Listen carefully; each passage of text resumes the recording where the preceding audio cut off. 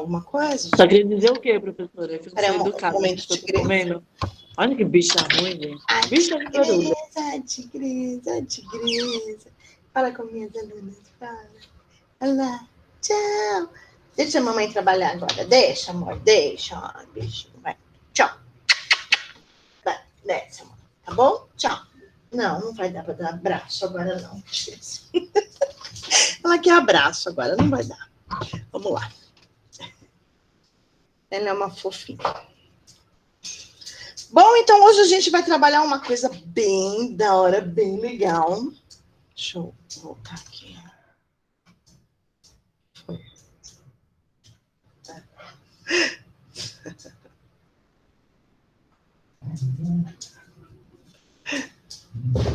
Muito bem. Nós falamos durante esses, sei lá, quantos anos eu dou OB6, uns 6 anos que eu dou OB6 já. Quase medicina. Esse monte de ano aí que eu dou aula para vocês, a gente falou sobre vários abordagens pedagógicas, né, e filosóficas diferentes. Mas Você a vai gente... até o ano que vem, professora, também? Fazer o quê, né, filho? Próximo semestre também? Deus. Não, próximo semestre, vocês vão ter noção. São 2 disciplinas. Que dor. Meu bem, vai ter que me aguentar. Qual vai ser a outra, professora? A outra é conteúdo e metodologia de ensino da língua portuguesa. O nome é tão grande, cara, que eu termino de falar o nome e já acabou o semestre. Mas é como ensinar a língua portuguesa em sala de aula. É muito conteúdo? Eu acho. Olha, eu consegui fazer alguma coisa mais didática, assim, mais dinâmica, do que apenas ficar falando. Blá, blá, blá. Mas também tem aula invertida. Esse daí vai precisar ler um livro. Eita, nós. Mas vai ajudar bastante vocês, principalmente que vocês vão trabalhar o tempo todo ensinando língua portuguesa, né? Porque a alfabetização é ensinar língua portuguesa, né? Então, a gente vai ver algumas coisinhas bem interessantes, tá bom? E aí, então, esse ano, a gente trabalha com as abordagens contemporâneas. A gente falou sobre todos os filósofos e essas abordagens que foram feitas desde o começo do século, né? Sei lá, até um certo período. Depois a gente deu uma pausa, porque houve a necessidade de falar sobre outros assuntos. Por quê? Porque depois vem em Didática 3, essa parte da reforma moderna e contemporânea na educação. Vamos deixar uma coisa clara. Moderno e contemporânea, há diferenças, tá bom? O que é moderno fez parte de 1919 até 1932. Tudo que veio dessa época é chamado de moderno, tá bom? O que veio depois de 1932 é chamado de contemporâneo.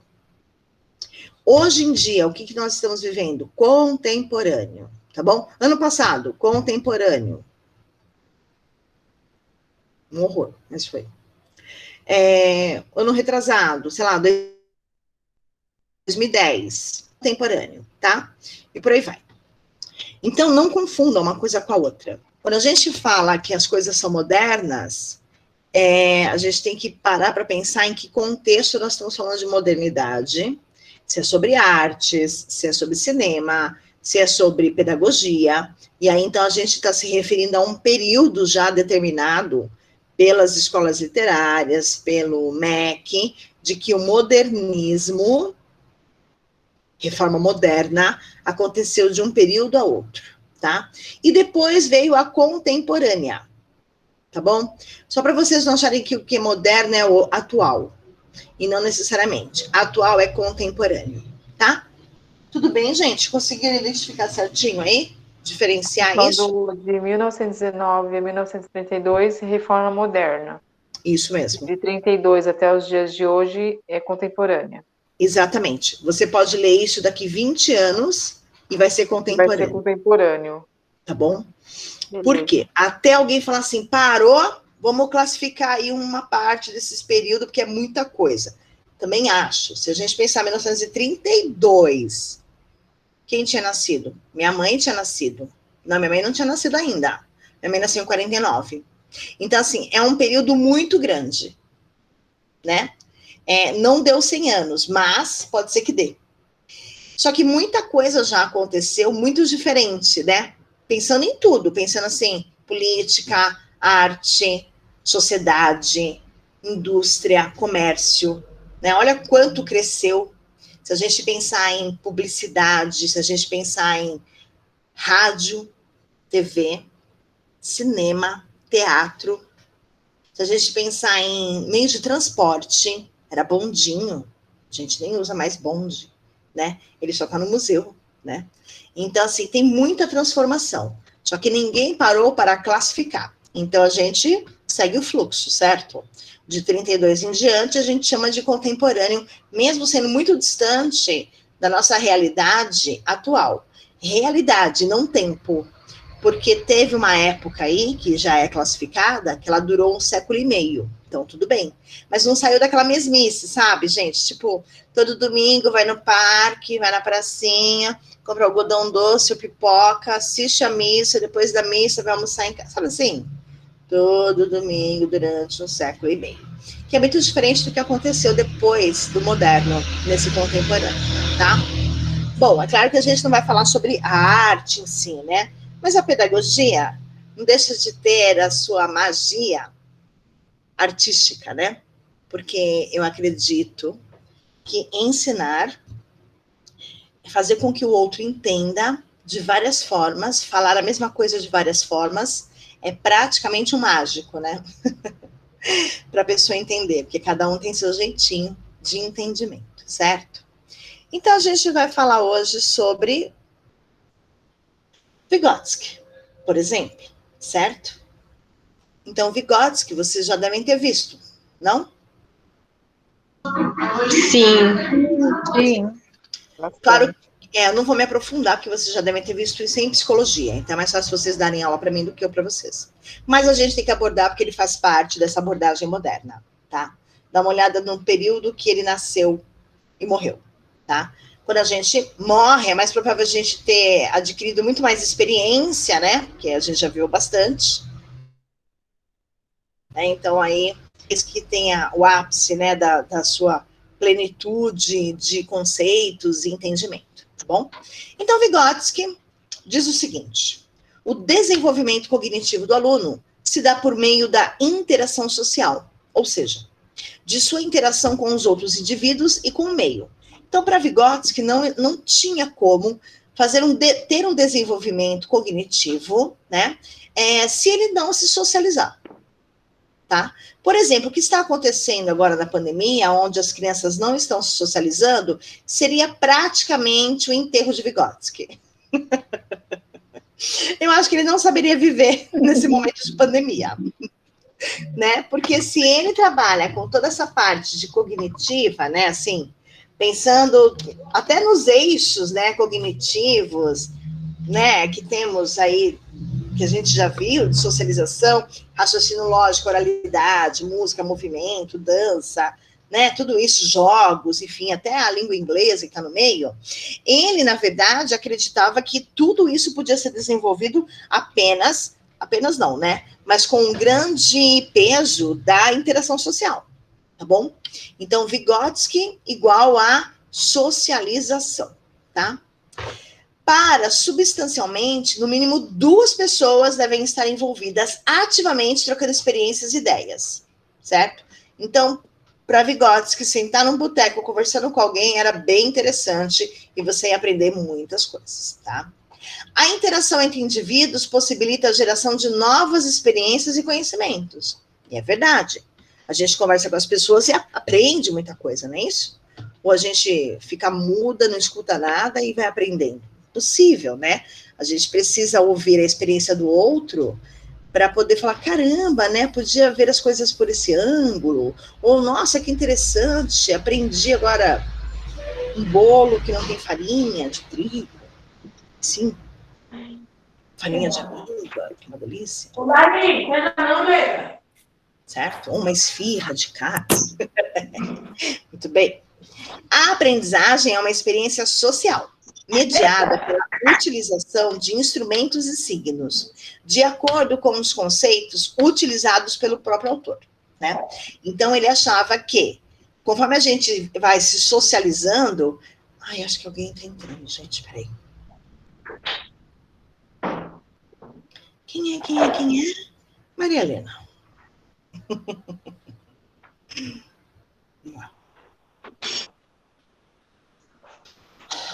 Aqui.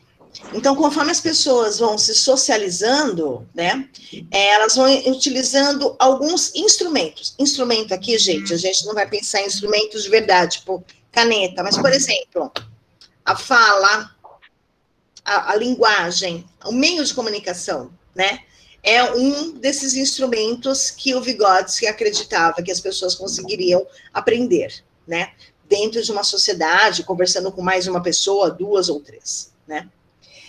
Um signo, dessa forma, seria algo que significaria alguma coisa para o indivíduo, com uma linguagem falada e a escrita, certo? Foi o que eu falei agora. Um WhatsApp, por exemplo, não deixa de ser uma experiência social. Estar em rede social, por exemplo, conversando, e não apenas vendo o feed de notícia das pessoas, mas interagindo, não somente rolando página, tá?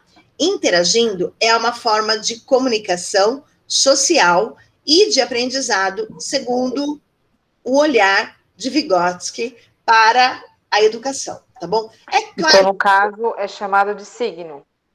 Oi? Então, no caso, seria um signo.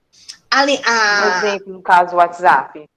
Isso, sim, porque é escrito. Quando a gente conversa, assim, também é um outro signo, que é a fala, que é o diálogo. Tá. Tanto o diálogo como a escrita é um signo. Isso mesmo, que é a forma de comunicação, tá bom? Tá. O instrumento pode ser a rede social em si, o Facebook, Instagram, WhatsApp, o que me leva a fazer a comunicação. Por exemplo, aqui como instrumento é o Meet. Entendeu? Sem o Meet, a gente conseguiria falar, conversar assim desse jeito? Conseguiríamos, pelo WhatsApp, em vídeo, em grupo, certo? Ah, tá. É um instrumento. E aí, então, qual é o signo? A fala.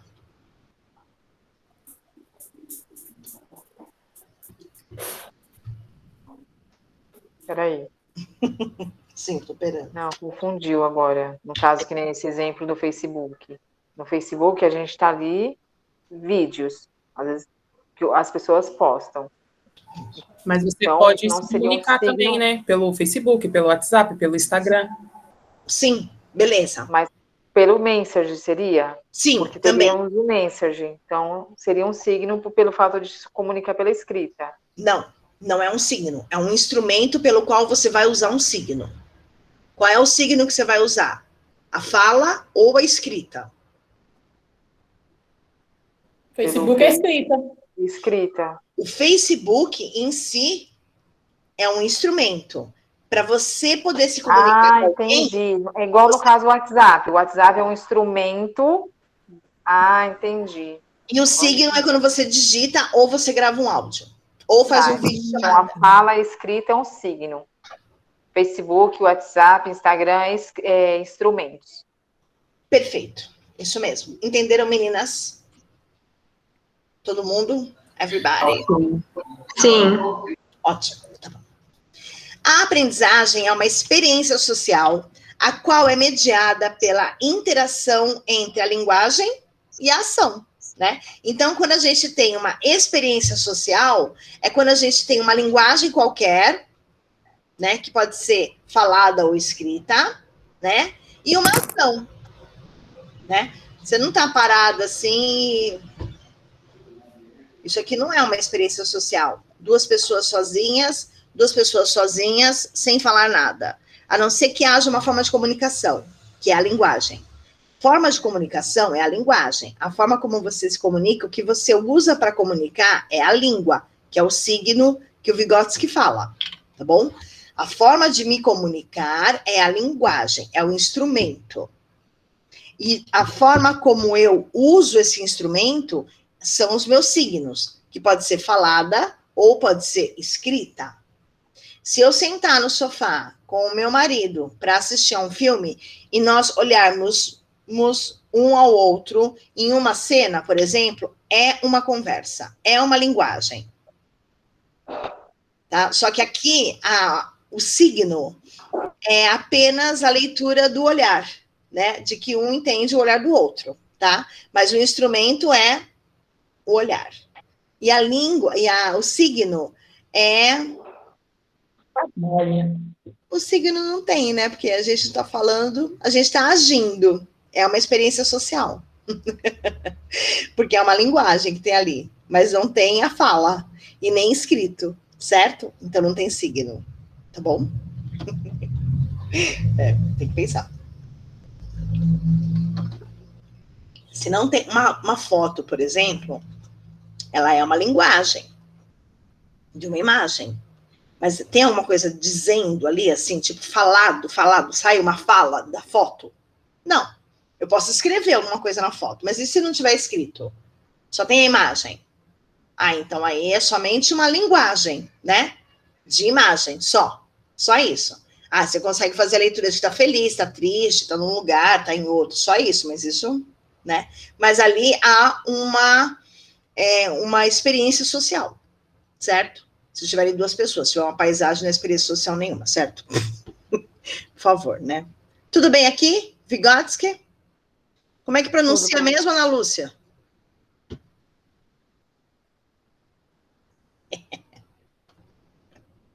Xinga não. É Lewandowski. Lewandowski, nem sei quem é. Lewandowski. Isso. É esse aí. É esse aí, Lewandowski. Agora o Piaget, que ninguém é obrigado. Tá tudo bem, professora. Peugeot. Sabe que esse carro Peugeot? É esse. Então, tá bom. Então, vamos lá. A gente vai falar um pouquinho agora sobre o Piaget, que também é um cara que vocês já estudaram, certo? Jean Piaget, tá? Por psicologia do desenvolvimento, psicologia educacional, e não falar sobre teoria do Piaget, certo? A gente aqui tá dando umas pinceladas, porque esses dois caras vocês já viram de cabo a rabo em psicologia, não é isso? Vocês estão tendo psicologia esse ano também? Não. Psicologia não. Psicologia não, tá? Eu não vi quais são as disciplinas que vocês estão tendo. Eu não vi o currículo de vocês. Que palavra bonita. Vamos lá. Bom, Piaget, ele é o top, certo? Ele que representa, na verdade, a psicologia dentro da área da educação, tá?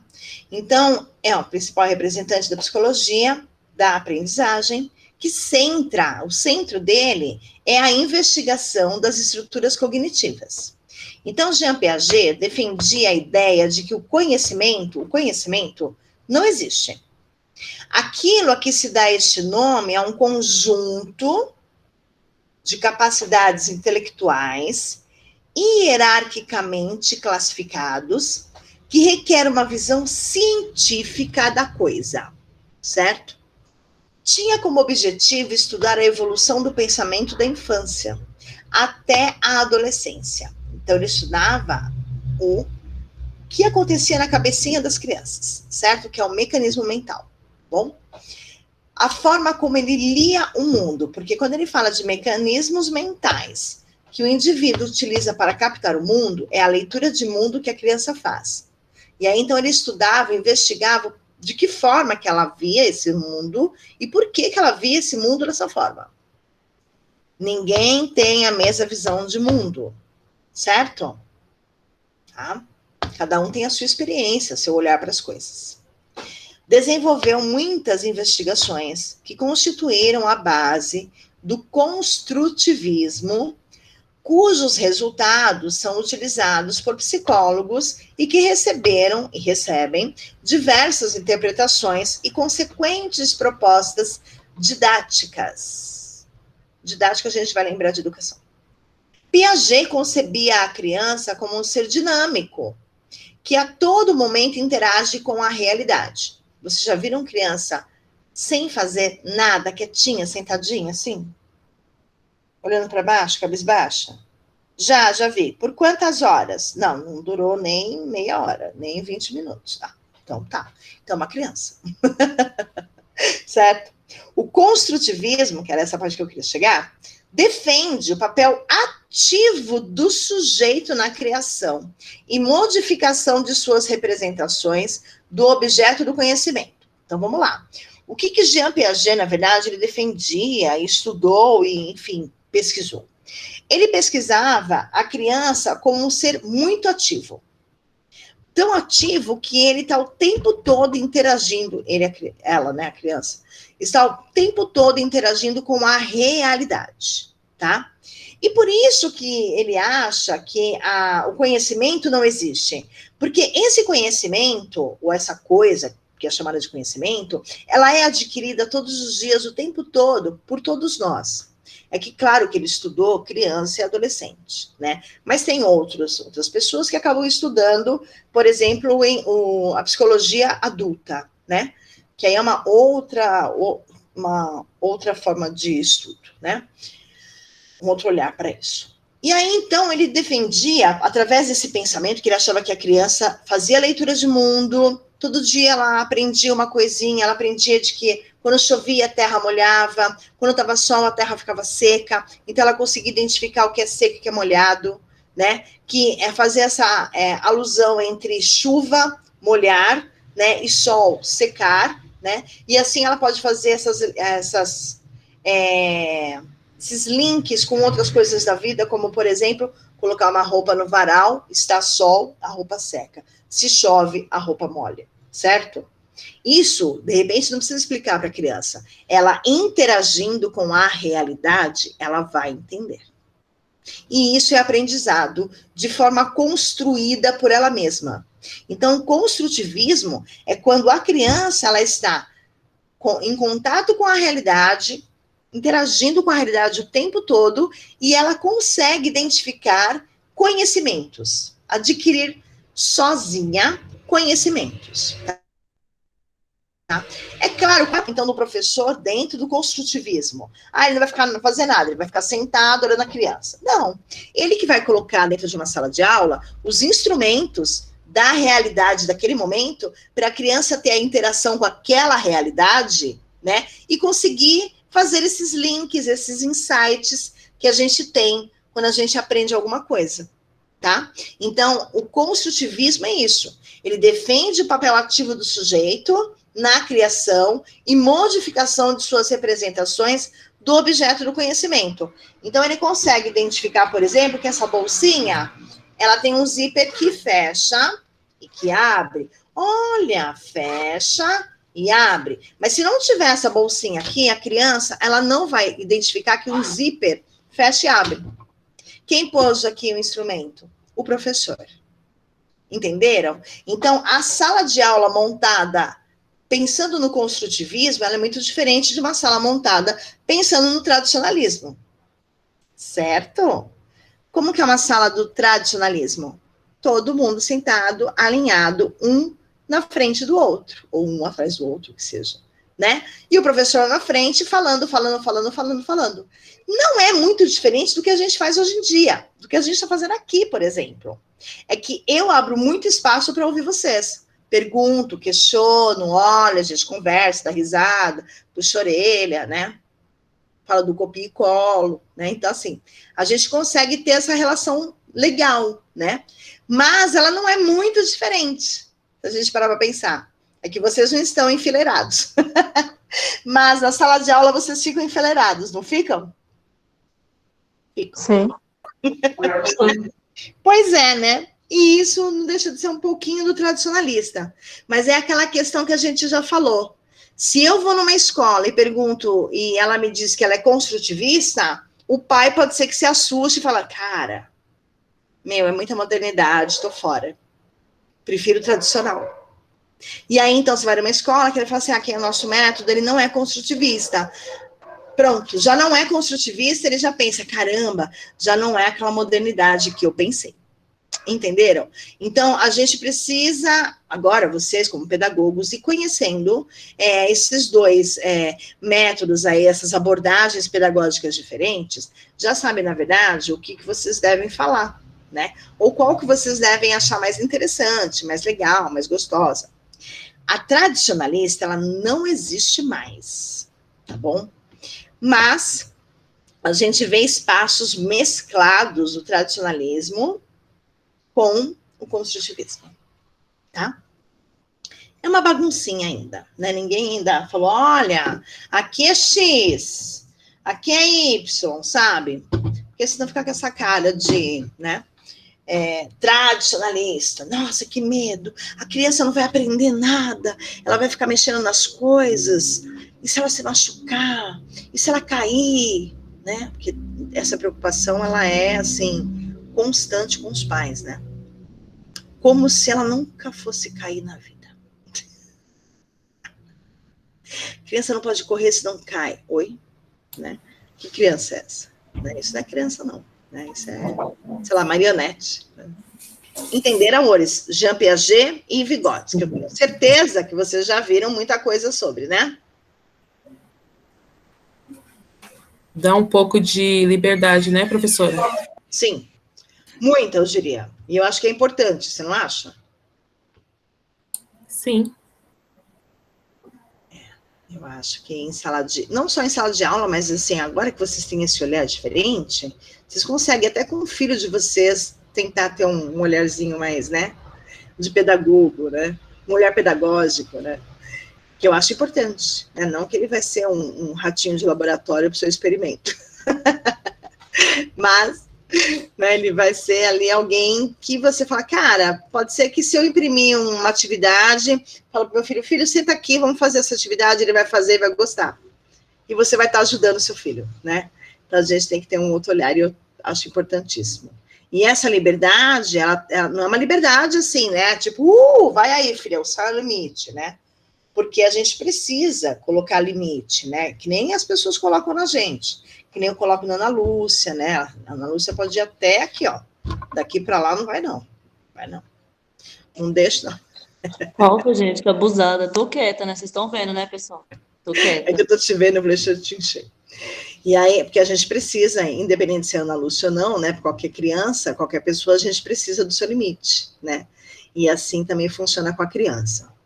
Essa parte de instrumentos em sala de aula, se a escola ela veste a camiseta do construtivista, cara, vocês têm assim muita coisa mesmo para trabalhar em sala de aula. E aí vocês enlouquecem porque vocês querem fazer tudo de uma vez, que está na ansiedade, sabe? É muito engraçado. Mas é muito bom, é perfeito, né? Para quem está começando a dar aula e para quem quer aí alguma coisa nova, né? Certo? Bom, meus amores, vamos fazer uma pausa? Ufa, ufa. Pausa, filha. Vamos fazer um intervalinho. Você já comeu, né? Eu não comi ainda, eu tô com fome. Você estava comendo esfirra aí, Ana Lúcia. Você e Yasmin, ó, manjando, né? Então, vamos fazer uma pausa agora. A gente retorna às 9h15, pode ser? Assim eu consigo fazer umas coisinhas. Tudo bem, Nossa, Cássia? Pamela, tudo bem? Tudo bem, professora. Tudo bem. Tudo bem. Ah, então tá bom. Tá bom, Pro. Às 21h15. Belezinha, então, amores. Vou fechar aqui meu vídeo, vou fechar meu áudio, tá?